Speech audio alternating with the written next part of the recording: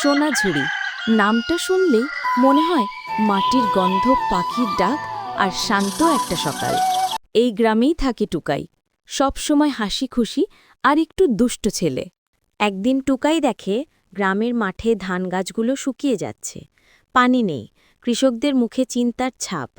জানি না হঠাৎ করে কি হলো, আমাদের সুন্দর গ্রামটার দিকে কার নজর পড়ল? পানির অভাবে মরতে হবে নাকি? দুপুরে খেলতে খেলতে টুকাই হঠাৎ বনের ভিতরে ছোট একটা ঝর্ণার শব্দ পায়।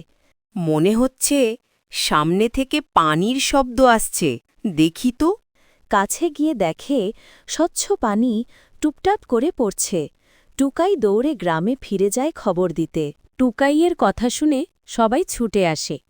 সবাই মিলে ছোট একটা বাঁধ বানায় আর নালার মতো পথ তৈরি করে। ঝর্ণার পানি হাসতে হাসতে মাঠের দিকে ছুটে আসে। কয়েকদিনের মধ্যেই ধান গাছগুলো আবার সবুজ হয়ে ওঠে। গ্রাম যেন নতুন করে প্রাণ ফিরে পেল। আর সবাই বলল, টুকাই, তুই চাইলে গ্রামটা আবার বাঁচে।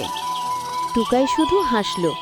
সে জানে, ছোট হলেও ভালো কাজ বড় আনন্দ এনে দেয়।